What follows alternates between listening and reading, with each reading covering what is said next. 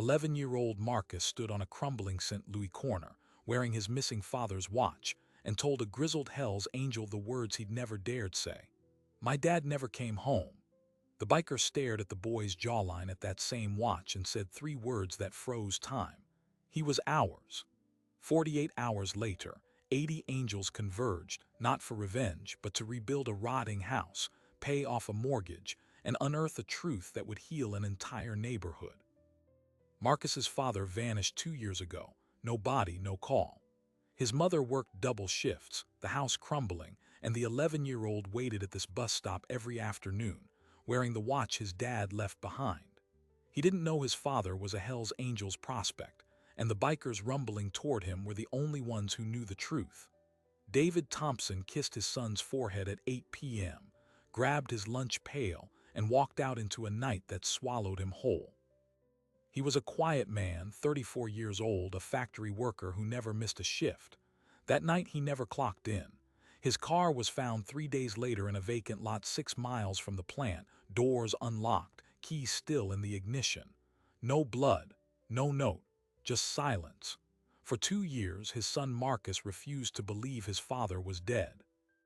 Every afternoon, he'd sit at the bus stop on the corner of Grand and Lee, a crumbling stretch of North St. Louis where boarded-up houses outnumbered families. He wore his father's old watch, a stainless steel Seiko that dangled on his wrist, the band still set for a man's arm. He'd twist it, watch the second hand tick, and wait. His mother, Yvonne, worked double shifts at a nursing home, coming home after midnight with aching feet and a grocery bag of ramen and canned beans. She'd find Marcus asleep on the porch, the watch still clutched in his hand. The house sagged around them, missing shingles, a leak that stained the ceiling brown, a porch step that bounced like a diving board. She stopped opening the mortgage notices after the third one came certified.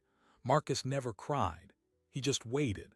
He'd watch the cars pass, the buses belch diesel, the older kids laugh and shove each other. But when the rumble of Harley engines cut through the evening haze one Thursday in late October, something shifted. The sound was deep, rolling, a low thunder that rattled loose window panes and set car alarms wailing blocks away. 6 motorcycles rolled to a stop at the red light on Grand.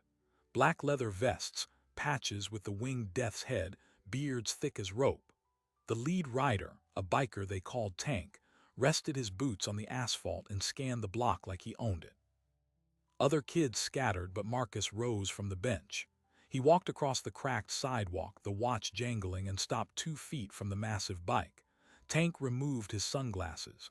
His eyes were cold as river stone. Before he could speak, the boy lifted his chin and said the words he'd never dared voice to anyone. "My dad never came home." Tank's jaw tightened.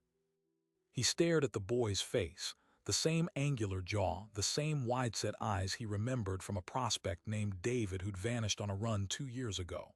Then his gaze dropped to the watch. He'd been there when David polished it, the night before he went missing, a task the old-timers called paying your dues. Tank's voice came out in a rasp, 3 words that stopped the boy's heart. He was ours. Tank killed the engine. The sudden silence was heavier than the roar, the kind of quiet that presses on your eardrums and makes your own heartbeat sound like a snare drum. He swung off the bike, his boots hitting the pavement like gavels, and knelt in front of the boy. The other 5 bikers shut down their Harleys and watched without a word. "Who's your mama, son?" Tank's voice had gone soft, the gravel worn smooth. Marcus's voice trembled. "Yvonne. Yvonne Thompson." Tank closed his eyes. He knew that name. He'd heard it once, whispered by David after a six-pack in the clubhouse parking lot, a confession meant to stay buried under beer and brotherhood. "She know about this?" He touched the watch. Marcus shook his head. "He said it was a gift from a buddy." Tank exhaled slow, like a man releasing a breath he'd been holding for 2 years. "Ain't no buddy, kid. This watch is a prospect's first mark. Means your daddy was one of us." Which means he didn't just disappear. He was lost on a run he never should have been sent on. David Thompson came to the Iron Crows 3 years before he vanished. He was 32. A quiet man with a welder's hands and a factory paycheck that barely covered the mortgage. He'd overheard a conversation at a bar on Natural Bridge Road, 2 bikers talking about side jobs that paid cash. David was desperate. Marcus needed braces. The house needed a roof.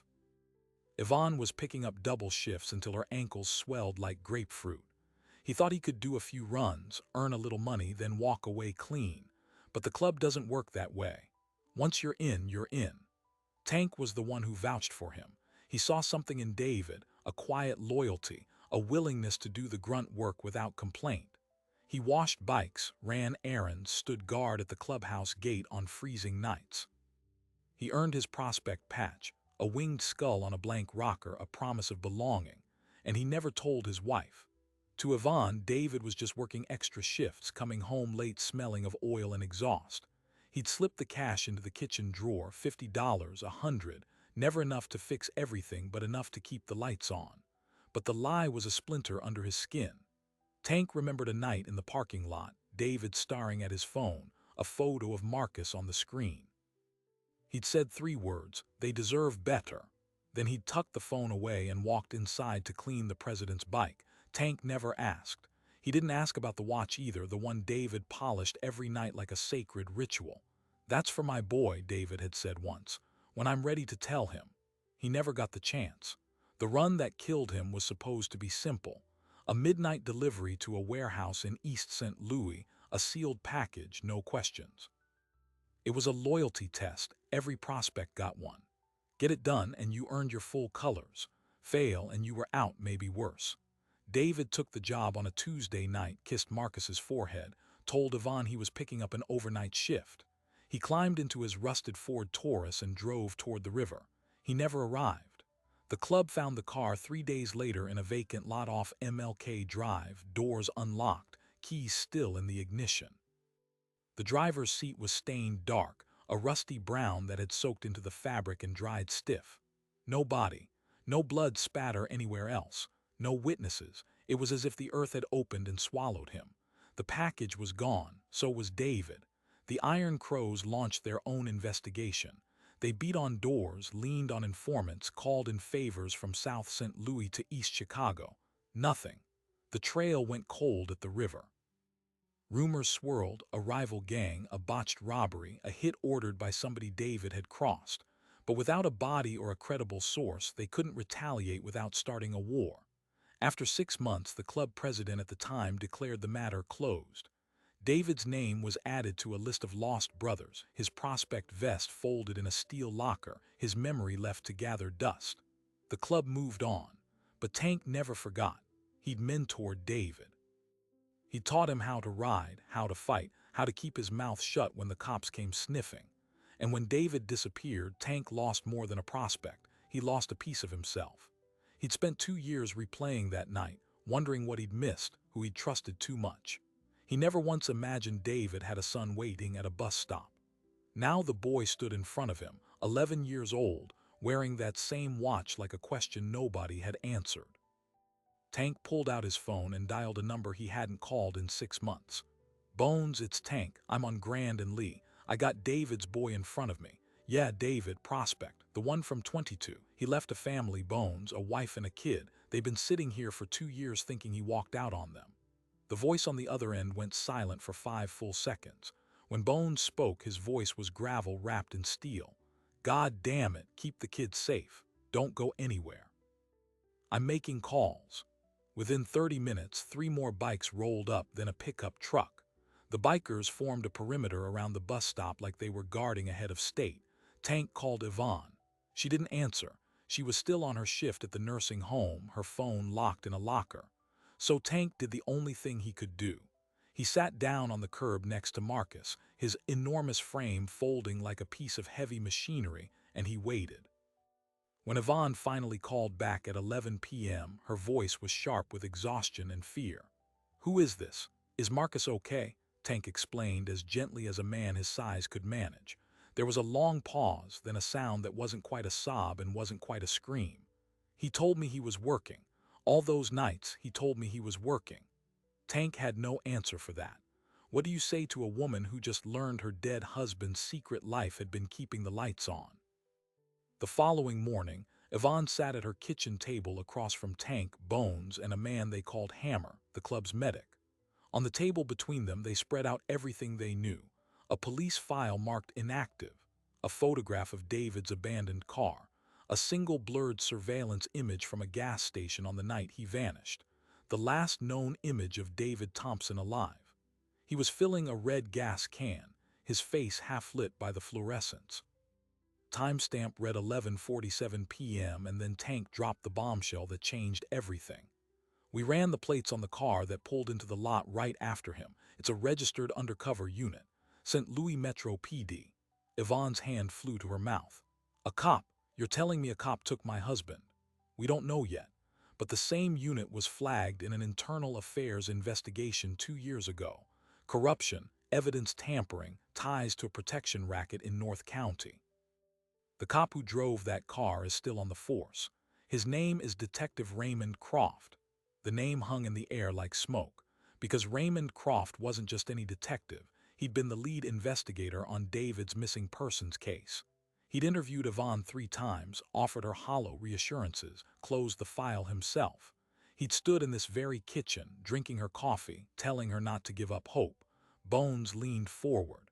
Your husband wasn't just delivering a package. He was carrying evidence, ledgers, recordings, proof that Croft and his crew were shaking down businesses from here to the river. Somebody inside the department tipped off Croft that the club had his dirt. David was walking right into a trap.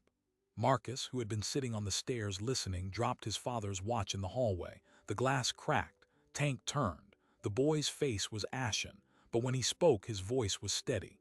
You're gonna make him pay. It wasn't a question. Tank looked at Bones. Bones looked at Hammer, and Hammer, the medic who'd seen men die in 2 wars, nodded once. We're gonna do more than that, kid. We're gonna tear down every wall that man hides behind, and we're gonna start by fixing what he broke. That night, the Iron Crows MC put out a call across 4 states, not for revenge, not yet, but for a reckoning. Mechanics, roofers, electricians, plumbers, fathers, brothers, men who worked with their hands during the day and rode at night. They were told a brother's family had been left to rot, and they answered. By the following morning, 80 bikers were packing tools into saddlebags. By noon, a convoy was forming on the outskirts of St. Louis. But before the first hammer fell, they had to find the truth. And the only person who could lead them to it, a former informant who'd worked with Croft and was now living in hiding, hadn't spoken a word in 18 months. He was terrified, because Croft hadn't just killed David. He'd made sure anyone who could talk knew exactly what happened to people who did. The informant's name was Cedric Dawes, and he was the only man alive who knew where David Thompson's body was buried. He'd been a low-level runner for Croft's operation, a former car thief turned confidential informant who'd stumbled into something much darker than stolen vehicles. 18 months ago, he'd watched Croft put a bullet in a man's head and decided he'd rather disappear than testify. Now he was living in a boarded-up duplex on the north edge of East St. Louis, surviving on canned beans and paranoia, a shotgun propped by the door and a pit bull that never stopped growling. Tank found him at 3 in the morning alone, no backup but the weight of his own reputation. He didn't kick the door in. He knocked. 3 slow knocks, then a pause, then 3 more. A pattern David had taught him years ago, the rhythm of a friend. Cedric opened the door 3 inches, the chain still on. The barrel of his shotgun poked through the gap. I ain't got nothing for the club, I'm done, Cedric hissed. Croft's people will kill me if I even breathe toward a courthouse. You don't know what he's capable of. Tank showed him a photograph. Not David, but Marcus, the 11-year-old boy the watch the bus stop. His son been waiting 2 years for a father who ain't coming home. You're the only one can tell him why. Tell me you're fine with that silence and I'll walk. The chain slid off the door. Cedric sat down heavily on a milk crate, the shotgun drooping, and for the first time in 18 months he talked. The night David disappeared, he'd been carrying a thumb drive. Encrypted files, names of businesses that had paid protection money, recordings of Croft demanding cuts, one recording of a female officer who'd refused to play along and was demoted a week later. Croft had a lieutenant inside the Iron Crows, a man David had trusted. That lieutenant had tipped Croft off about the package, the route, the time. David never had a chance. Cedric described the ambush in a voice so hollow it sounded like a window left open in a storm.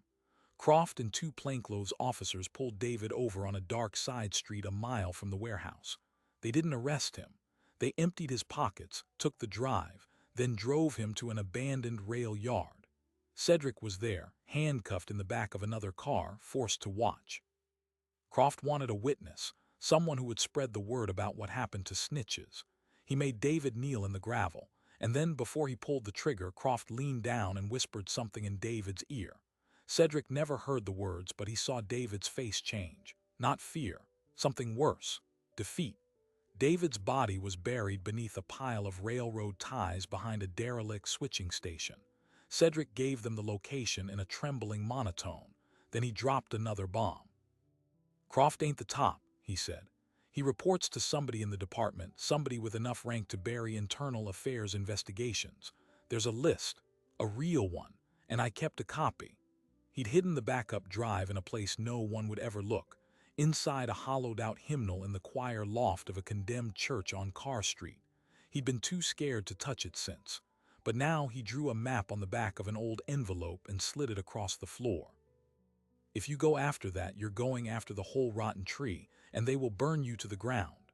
Tank tucked the envelope inside his vest and stood. "You done hiding, Cedric. We're gonna get you protection, not from cops, from people who don't answer to cops." But Croft already knew something was unraveling. Within 48 hours, a black SUV with municipal plates rolled slowly past Yvonne's house. Marcus saw it from the window. The driver didn't stop, but he didn't have to. The message was clear. Someone was watching. The bikers arrived the next morning. Not just Tank and Bones this time, 80 Iron Crows from 3 states rolling into that cracked North St. Louis neighborhood like a river of chrome and leather. They didn't come with guns. They came with toolboxes, ladders, shingles, bags of concrete, a mortgage payoff check signed by the club's treasury, and an engraved plaque that read simply, "For David, his debt is ours." Neighbors stepped onto porches in disbelief. The block had never seen anything like it. Grizzled bikers tearing off rotted siding, patching roofs, rebuilding the porch where Marcus had waited all those afternoons. Tank worked alongside the rest, his massive arms hauling plywood, sweat-cutting tracks through the road, dust on his face. He didn't stop until the porch was solid enough to hold a family again. Inside, Yvonne sat with Bones and Hammer, going over the evidence. The map, the drive, the names. Bones was already on the phone with a former federal prosecutor he'd met years ago at a charity ride, a woman named Elena Vasquez who owed the club a favor. She picked up on the first ring.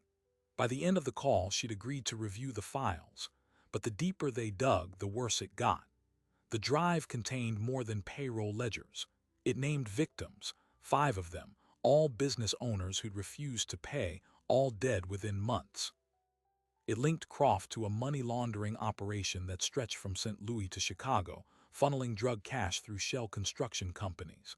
And the man at the top, Deputy Chief Harold Bannerman, a name known to every citizen in the metro area, a man who'd given press conferences about cleaning up the streets while he was pocketing a cut of every dollar.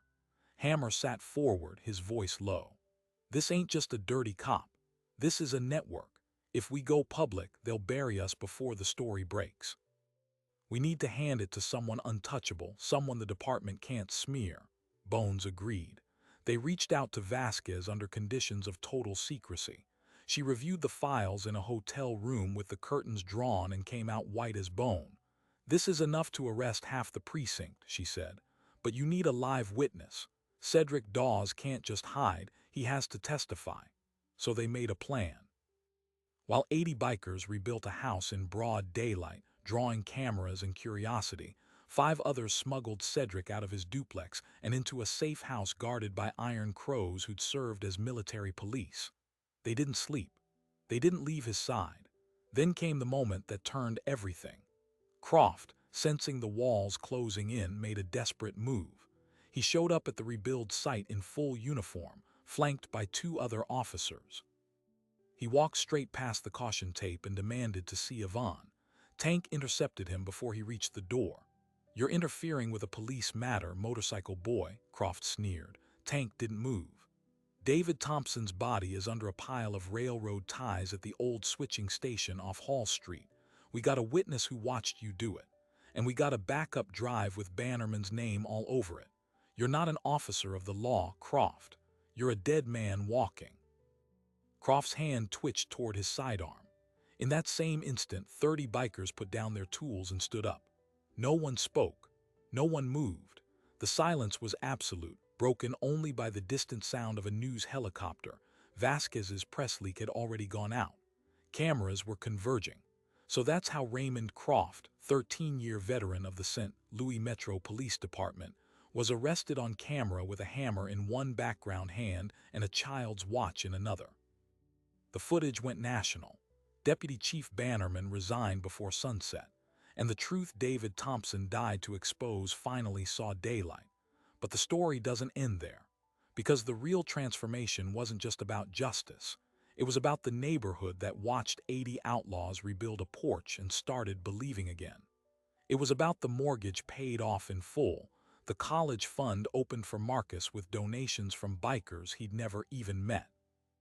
It was about Yvonne, who finally got to bury her husband's remains, 73 bone fragments, a zippered jacket with an Iron Crow's patch still sewn inside, and a wedding ring.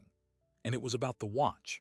The watch sat on Yvonne's kitchen table for 3 days after Croft's arrest, its cracked glass catching the morning light like a spiderweb made of gold.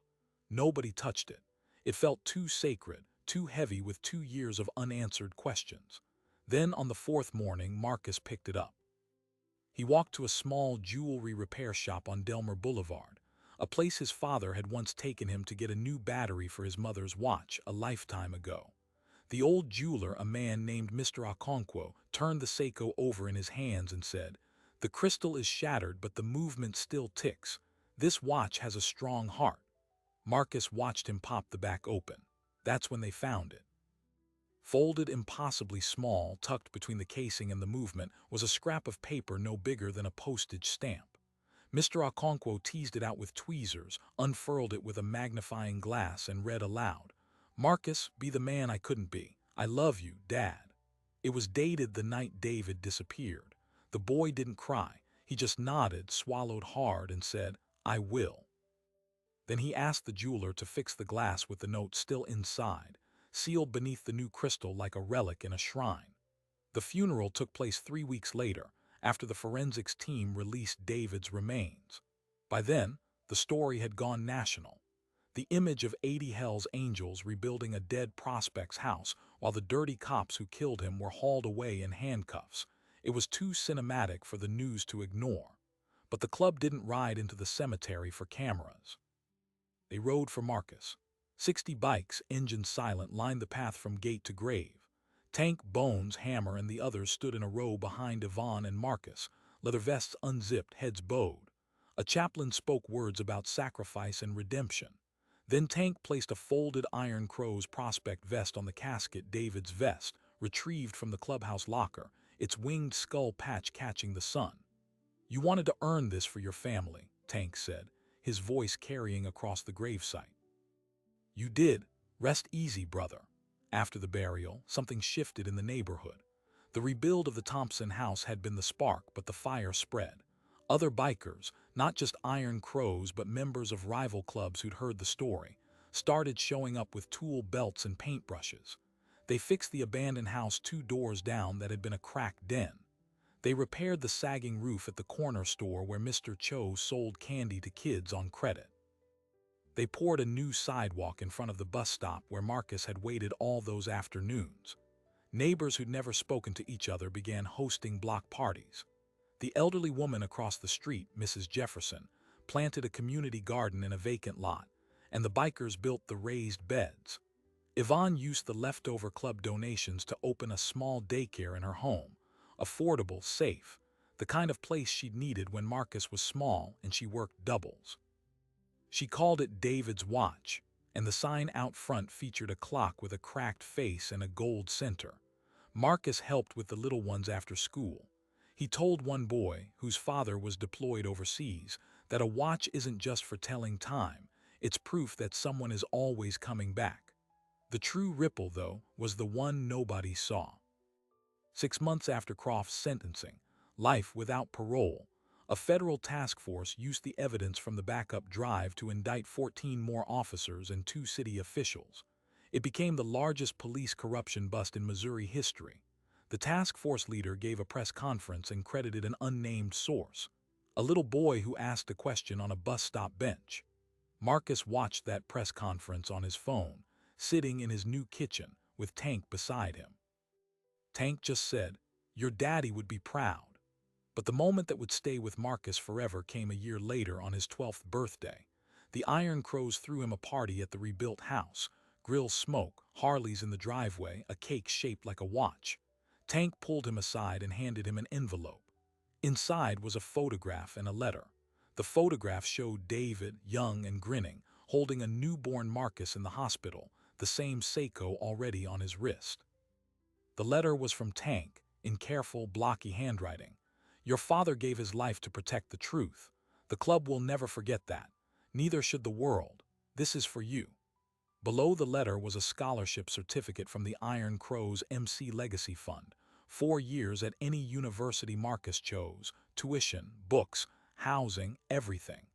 The fund had been created with the leftover rebuild money and contributions from chapters across the country.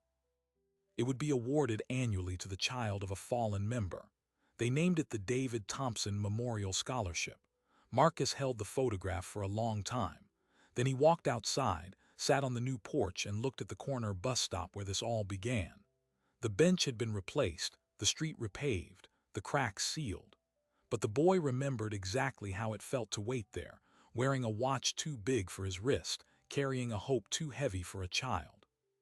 He unstrapped the Seiko and held it up to the sun.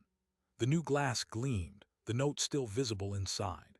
And he whispered, "I'm the man now, Dad." From that day, whenever a child in that neighborhood felt lost or forgotten, they knew where to go. Not the bus stop, but the house with the cracked clock sign, the porch built by 80 angels, and the woman inside who'd learned that hope wears many faces, even the face of a grizzled Hell's Angel who stopped at a red light and heard 3 words that changed everything. What does it take for a boy to walk up to a man the world told him to fear and speak the one truth no one else would hear?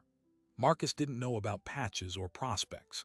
He knew his father's watch was still ticking, and that single, fragile act of trust unspooled a thread that pulled down a corrupt police unit, rebuilt a neighborhood, and gave a forgotten family back their name. We tell ourselves stories about monsters, about the bad men on loud bikes with tattoos and records. But on a street corner in St. Louis, 80 of those so-called monsters showed up with hammers instead of guns, love instead of vengeance.